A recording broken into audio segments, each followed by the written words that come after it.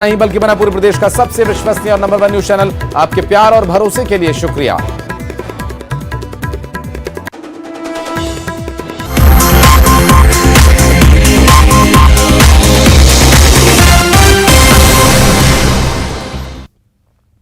नमस्कार, मैं हूं आशीष त्रिपाठी आपके साथ और करेंगे इस वक्त की अहम खबर का। इंदौर में बेलेश्वर महादेव मंदिर में बावड़ी हादसे के बाद अब एक्शन लिया गया और बड़ा एक्शन लेते हुए नगर निगम के अमले ने आज मंदिर का जो अवैध निर्माण एरिया था वो ध्वस्त कर दिया है और 5 से ज्यादा पोकलिन मशीनों को लगाकर इस अवैध निर्माण को ध्वस्त कर दिया गया। आपको बता दें कि इस दौरान भारी संख्या में पुलिस फोर्स वहां पर तैनात रही। 4 थानों की पुलिस को यहां पर मोर्चे पर लगाया गया था और इसके साथ ही निगम उपायुक्त, रिमूवल अधिकारी, एडीएम और पुलिस के अफसर यहां मौजूद रहे।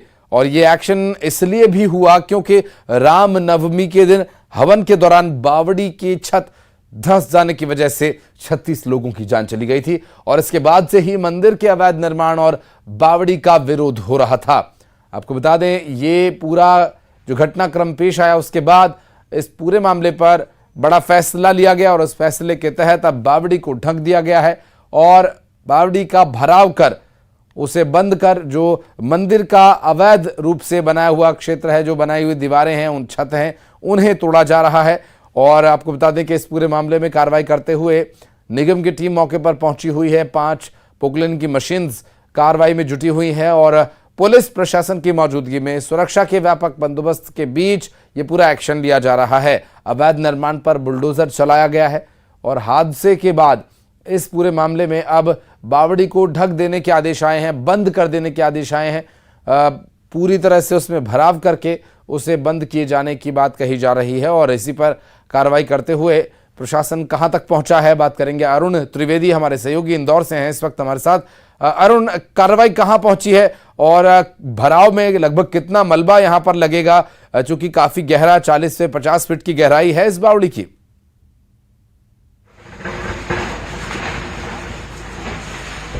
बिल्कुल, देखिए 36 लोगों की जान लेने वाली इस हत्यारन बावड़ी को जमींदोज कर दिया गया है। नगर निगम का आज बुलडोजर यहां पर चल रहा है और इस पूरी बावड़ी को, जो 60 फीट गहरी बावड़ी है, इसको पूरी तरह से भर दिया जाएगा और इसको पूरा समतल मैदान में तब्दील कर दिया जाएगा। इसके बगल में एक मंदिर जो निर्माणाधीन मंदिर था उसको भी जमींदोज कर दिया गया। उसका जो मलबा है वो इस बावड़ी में गिराया जा रहा है और इसे पूरी तरह से भर दिया जाएगा। और यहाँ पर जो गार्डन की ये पूरी जमीन थी जिसको अतिक्रमण करके यहाँ पर मंदिर और ये बनाए, बावड़ी तो प्राचीन थी लेकिन मंदिर बनाया गया था, इसको भी यहाँ से हटा दिया गया है और अब इस बावड़ी को भरने का काम चल रहा है। सुबह 6 बजे से नगर निगम, जिला प्रशासन, पुलिस प्रशासन की टीम यहाँ पर मौजूद है और यहाँ पर एक कार्रवाई चल रही है।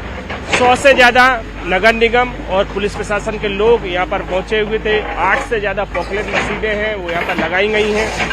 इसके अलावा जो जिला प्रशासन के लोग हैं वो भी यहाँ पर मौजूद है। 4 थानों का बल यहाँ पर लगाया गया है। पूरे गार्डन को पुलिस ने घेर रखा है।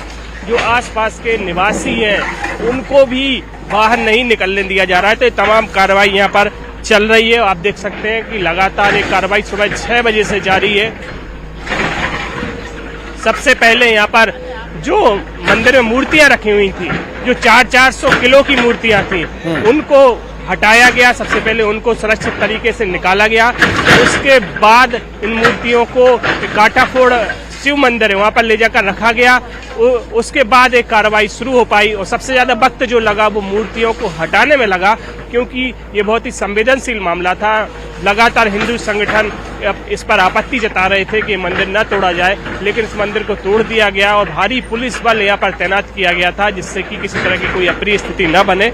उसके बाद इस मंदिर को तोड़ा गया और उसके बाद अब इस बावड़ी को भरने का काम किया जा रहा है। हालांकि ये कार्रवाई अगर पहले हो जाती तो 36 लोगों की जान नहीं जाती। अब सवाल यही है कि आखिरकार इसमें जो लोग दोषी हैं उन पर FIR तो हुई है और उनकी गिरफ्तारी कब होगी, क्योंकि जो दोषी है सेवालाल गलानी वो अस्पताल में भर्ती हो गए हैं और वो ऐसा बताया जाए उनकी तबीयत खराब है। तो ऐसे में पुलिस ने अभी तक उनको गिरफ्तार नहीं किया है। जो सचिव हैं इस ट्रस्ट के, बेलेश्वर ट्रस्ट के, उनको भी अभी तक गिरफ्तार नहीं किया है। और जो हालांकि नगर निगम के जो अधिकारी हैं उनको जरूर सस्पेंड यहाँ पर किया गया है। लेकिन अब इस पूरी कार्रवाई के दौरान जो जो लोग हैं वो विरोध कर रहे हैं, आसपास के जो लोग हैं वो विरोध इस बात का कर रहे हैं कि जो मंदिर जो बन रहा था वो जन सहयोग से बन रहा था, उसको नहीं गिराना था क्योंकि वो बावड़ी से थोड़ा दूरी पर था। लेकिन पुलिस प्रशासन और जिला प्रशासन, नगर निगम ने इस घटना से सबक लेते हुए इस पर कार्रवाई की है। इसके अलावा 4 जगह और कार्रवाइयां की जा रही हैं जहां पर इस तरह की जो बावड़ियां हैं जो ढक दी गई हैं उन पर कार्रवाई यहां पर चल रही है और आगे भी इस तरह की कार्रवाइयां देखने को मिलेगी क्योंकि करीब 536 ऐसे कुएं और बावड़ियां हैं जिन पर कार्रवाई की जानी है। तो आगे भी नगर निगम की इस तरह की कार्रवाइयां आपको देखने को मिलेंगी। जी बिल्कुल अरुण, 2 बातें आपसे जानना चाहेंगे। अभी एक तरफ ये कि मलबा क्या और मंगाना पड़ेगा या जो ध्वस्तीकरण किया गया उसी मलबे से इस बावड़ी को ढक दिया जाएगा। दूसरा सवाल ये कि जिन लोगों को आरोपी माना जा रहा है, जिन लोगों को आरोपी मान करके उन किन धाराओं के तहत किस आधार पर उन पर कार्रवाई हो सकती है और क्या कुछ उसमें आरोप तय किए जा रहे हैं?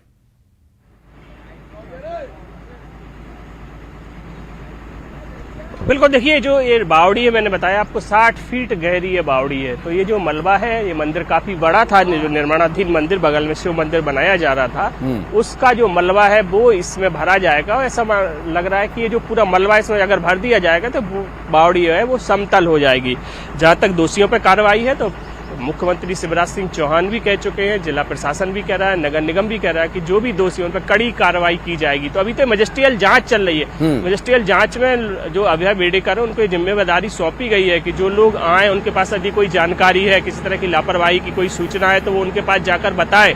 और इस जांच में जो बिंदु लिए गए हैं उन पर पूरी तरह से जांच की जा रही है और इसमें मजिस्ट्रियल जांच के बाद जो भी दोषी और भी जो लोग दोषी होंगे उन पर सख्त कार्रवाई की जाएगी। फिलहाल स्थिति यही है कि यहाँ पर एक कार्रवाई लगभग पूरी होने वाली है क्योंकि सुबह 6 बजे से कार्रवाई चल रही थी और मैंने जैसे बताया कि मूर्तियों को हटाने में थोड़ा सा वक्त लगा, लेकिन उसके बाद अब मंदिर का जो मलबा है उसको धकेल कर इस बावड़ी में डाला जा रहा है और ऐसा माना जा रहा है कि आधा घंटा या 1 घंटे का वक्त और लगेगा और पूरी बावड़ी को मलबे से भर दिया जाएगा। इस पूरे मामले पर आगे अपडेट लेंगे। बहुत शुक्रिया फिलहाल आपका इस जानकारी के लिए। और बढ़ते आगे, मनेंद्रगढ़ से बड़ी खबर अपने दर्शकों को बता दें। कांग्रेस नेता के बेटे से मारपीट के मामले में घायल युवक की मौत का मामला। इलाज के दौरान घायल युवक की मौत हो गई। सरिये से हमले में गंभीर रूप से घायल हुआ था ग्रामीण।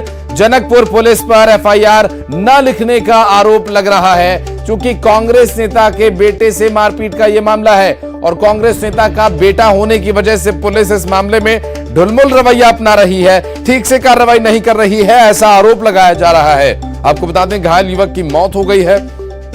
अब इस मामले में घायल युवक की मौत के बाद एफआईआर दर्ज नहीं की जा रही है। इलाज के दौरान घायल युवक की मौत हो गई और सरिये से हमले में गंभीर रूप से घायल हो गया था ग्रामीण। जनकपुर पुलिस ने एफआईआर दर्ज नहीं की, ऐसा आरोप लगाया जा रहा है। एफआईआर लिखवाने के लिए वहां पहुंचे थे लेकिन एफआईआर नहीं लिखी। इलाज के दौरान घायल युवक की मौत हो गई। सुजीत हमारे सहयोगी इस वक्त हमारे साथ है मौजूद। सुजीत, क्या कार्रवाई हो रही है? पुलिस पर आरोप लगाया जा रहा है कि कांग्रेस नेता होने की वजह से वो एफआईआर नहीं लिख रही है। जी बिल्कुल, पूरा जो घटना है कल देर शाम का है जहां पे ग्रामीण युवक की कांग्रेस बेटे के साथ मारपीट के दौरान गंभीर रूप से घायल हुआ था। जहां पे जनकपुर इलाके में सबसे नजदीक जो है स्वास्थ्य केंद्र वो मध्य प्रदेश का शहडोल माना जाता है, वहीं ले गए थे जहां उसको देर रात जो है उसकी मृत्यु हो गई। जिसके बाद परिजन थाने पहुंचे और शिकायत दर्ज कराने के लिए प्रयास किया, लेकिन अब तक शिकायत दर्ज नहीं हुई है। पुलिस के ऊपर एक बड़ा जो है सवाल खड़ा होता है कि आखिर इस कांग्रेस के बेटे होने के कारण इस तरह के पूरे मामले में जांच करने की बात कर रहे हैं। अभी नहीं शिकायत लिए, नहीं एफआईआर दर्ज हुई, एक बड़ा सवाल खड़ा होता है। वहीं जो परिजन है बीती रात से ही जिस तरह से ये घटनाक्रम हुआ उसको लेकर के आसपास क्षेत्र में पूरा रोष बना हुआ है कि इस तरह की घटना जो है दबंगई जो कांग्रेस बेटे के सामने आई है। सरिया से मारा गया है, हमला किया, जिसके बाद गंभीर रूप से घायल हुआ था और इलाज के दौरान उनकी मौत हुई है। जी, कांग्रेस के किस नेता का बेटा बताया जा रहा है? क्या नाम है इनके पिता का? इसके बारे में कोई जानकारी है क्या? और पुलिस क्या कह रही है इस मामले में? जो आरोप लग रहे हैं पुलिस पर कि आप एफआईआर दर्ज नहीं कर रहे हैं, क्यों नहीं कर रहे हैं, क्या बता रही है पुलिस? जी देखिए, बता दूं कि कांग्रेस के गद्दावर नेता है, जनकपुर क्षेत्र के माने जाते हैं, ब्लॉक अध्यक्ष के पद पर हैं वर्तमान में। उनके बेटे जो हैं उनके साथ ये पूरी घटना हुई है और अभी जब तक पुलिस जांच पूरी नहीं कर लेती उससे पूरी तरह से भी पूरी बात सामने तभी आ पाएगी किस तरह की घटना है कि हमला किस तरह से किया गया है। सरिये से अभी प्रारंभिक जानकारी सरिये से मारने के बाद गंभीर रूप से घायल हुआ था, जानकारी आई थी। अभी पूरे मामले में पुलिस जब तक एफआईआर दर्ज नहीं करेगी, जब तक शिकायत नहीं लेगी, पूरे मामले की जांच और खुलासा नहीं हो पाएगा। जी बहुत शुक्रिया आपका इस जानकारी के लिए। और एनएचएम भर्ती पेपर लीक मामले में खुलासा, परीक्षा कराने वाली कंपनी के कर्मचारियों ने किया था पेपर लीक। इस वक्त की बड़ी खबर ग्वालियर से, जहां पर आपको बता दें कि कंपनी के कर्मचारियों ने ही पेपर लीक किया था। दीपक मेवाड़, रवि राठौड़ और चिराग अग्रवाल ने पर्चा लीक किया था। पेपर लीक करने के लिए 50 लाख रुपए में डील हुई थी और पेपर लीक मामले में अब तक 16 आरोपियों की गिरफ्तारी हो चुकी है। इस वक्त की बड़ी खबर हम आपको बता दें, जहां पर एनएचएम भर्ती पेपर लीक मामले में खुलासा हुआ, परीक्षा कराने वाली कंपनी के कर्मचारियों ने ही ये पेपर लीक करवाया था। दीपक मेवाड़, रवि राठौड़, चिराग अग्रवाल ने पर्चा लीक करवाया था। तो इस पूरे प्रकरण में अब कार्रवाई क्या होगी ये देखने का विषय रहेगा। फिलहाल आपको बता दें, पेपर लीक करने के लिए 50 लाख रुपए में डील हुई थी। जी गैंग को पकड़ने में सफलता मिली है। इसमें कुल 16 लोगों को अरेस्ट किया गया अभी तक, जिनमें 5 लोग मध्य प्रदेश के हैं, 7 लोग जो हैं 5 लोग यूपी के हैं, 7 लोग मध्य प्रदेश के हैं, 2 हरियाणा के हैं, 1 राजस्थान का और 1 बिहार का है। इनका मेन सरगना जो है यूपी वाला है, जिनके आपराधिक रिकॉर्ड भी हैं। वहाँ पे मर्डर में भी एक फरार था और एक पुराने में यूपी में भी कोई पेपर लीक में पकड़ाया था। इनका मोडस ऑपरेंडी में ये आया है कि इन्होंने एक तरफ तो एमपी में जो लोग थे उनसे संपर्क करके उनसे स्टूडेंट से कनेक्शन करने की बात की थी कि वो स्टूडेंट तैयार करें जो पेपर जिनको दिलवाएंगे, और एक एमईएल कंपनी है उसके एक एम्प्लॉय को पहले पकड़ा, फिर उसके माध्यम से 2 और एम्प्लॉयों से इन्होंने कुछ आईडी पासवर्ड लिए, उससे उन्होंने पेपर डाउनलोड किया टेक्निकल तरीके से, और उसके बाद में ये पेपर को सॉल्व करके देने की डिस्ट्रीब्यूशन की तैयारी में थे जब इनको पकड़ा गया है। और श्योपुर से बड़ी खबर, कूनो के बफर जोन में चीता वापस लौट आया है। ग्रामीणों ने राहत की सांस ली। नेशनल पार्क में लौटने के इंतजार में अभी वन अमला है और कूनो के बफर जोन में चीते के वापस आने से ग्रामीणों में अब कुछ संतुष्टि है, क्योंकि चीते को ग्रामीण क्षेत्र के बाद वापस अब बफर जोन में देखा जा रहा है, जबकि जो रिजर्व एरिया है चीतों के लिए वहां इसके जाने में अभी कुछ दूरी बाकी है, लेकिन चीता अभी बफर एरिया में ही भ्रमण कर रहा है। बहरहाल क्या आगे स्थिति होगी, चीता क्या बफर एरिया से चलकर अपने वन का रिजर्व क्षेत्र है वहां पर जाएगा और कब तक जाएगा ये कह पाना तो मुश्किल है, लेकिन चीते के बफर जोन में आने के बाद काफी राहत की सांस ले रहे हैं ग्रामीण। हमारे सहयोगी इस वक्त हमारे साथ मौजूद है दीपक, उनसे बात करेंगे। क्या जानकारी मिल पा रही है दीपक? अभी बफर जोन में दिखाई दे रहा है चीता, ग्रामीणों के लिए थोड़ी संतुष्टि भरी खबर है, लेकिन जो रिजर्व एरिया है कब तक वहां उसे जाने की संभावना है? क्या उसके ले जाने के लिए कोई प्रयास किया जाएगा या उसके अपने आप जाने का इंतजार हो रहा है? क्या उसके ले जाने के लिए कोई प्रयास जाने का इंतजार हो रहा है? बिल्कुल आशीष, अभी भी चीता बफर जोन में है और रिजर्व जोन में कब तक जाएगा ये कह पाना अभी संभव नहीं है। ये तो चीते का खुद के ऊपर डिपेंड करेगा वो किस ओर रुख करता है।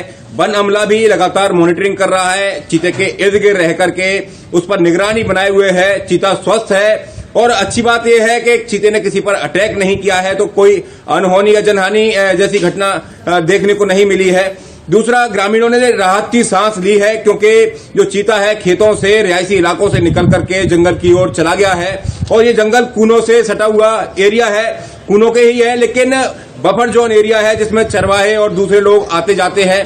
तो एक अच्छी खबर तो है कि इस इलाके से वो दूसरी ओर चला गया है, लेकिन कब तक वो रिजर्व जोन में कूनो नेशनल पार्क में पहुंचेगा ये कह पाना संभव नहीं है। और लगातार प्रयास तो यही किए जा रहे हैं कि ये चीता अपने आप कूनो रिजर्व जोन में चला जाए, ताकि उसे किसी तरह का स्ट्रेस नहीं हो, क्योंकि जब भी चीते को पकड़ करके पिंजरे में डाल करके ले जाया जाता है तो उसको स्ट्रेस होता है। तो ये भी कोशिश की जा रही है कि वो स्ट्रेस फ्री रहे, इसके लिए लगातार केवल यही कोशिश की जा रही है नजर बना करके कि वो अपने आप कून हो जाए। जी बहुत शुक्रिया आपका इस पूरे मामले पर जानकारी के लिए दीपक। बढ़ते आगे और रुक करेंगे अगली बड़ी खबर का। रायपुर से बड़ी खबर, जहां युवक कांग्रेस के 2 नेताओं पर चाकू से हमला। यूथ कांग्रेस जिला उपाध्यक्ष और प्रदेश सचिव पर चाकू से हमले का मामला। आपको बता दें कि जिला उपाध्यक्ष आशुतोष मिश्रा और प्रदेश सचिव को चाकू मारा गया। तहसील कार्यालय के सामने की यह घटना, पेट्रोल पंप पर विवाद के बाद चाकू से हमला कर घायल कर दिया गया। घटना के बाद आरोपी और उसके साथी फरार बताए जा रहे हैं और मोदहापारा थाना इलाके की यह घटना है, जहां पर यूथ कांग्रेस के जिला उपाध्यक्ष और प्रदेश सचिव पर हमला किया गया। चाकू से हमला कर उन्हें घायल कर दिया गया। रायपुर से इस वक्त की बड़ी खबर, जहां यूथ कांग्रेस के 2 नेताओं पर चाकू से हमला किया गया और यूथ कांग्रेस के जिला उपाध्यक्ष और प्रदेश सचिव पर चाकू से हमले का मामला। जिला उपाध्यक्ष आशुतोष मिश्रा, प्रदेश सचिव को चाकू मारा गया। तहसील कार्यालय के सामने की यह घटना है।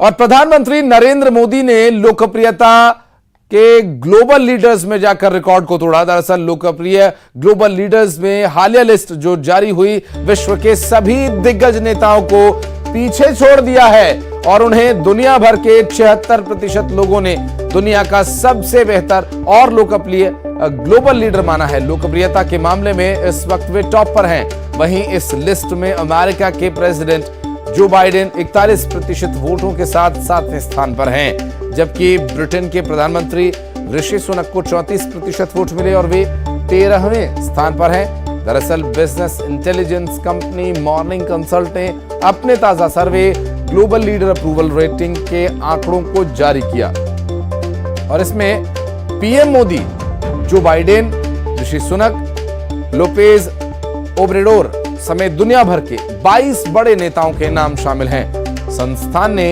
यह सर्वे 22 मार्च से लेकर 28 मार्च तक किया है और इसके आंकड़े 30 मार्च 2023 को जारी किए गए हैं। रेटिंग में पीएम मोदी को सबसे लोकप्रिय नेता बताया गया। ग्लोबल लीडर्स के इस रेटिंग में दूसरे स्थान पर मैक्सिको के प्रेसिडेंट लोपेज ओब्रेडोर हैं।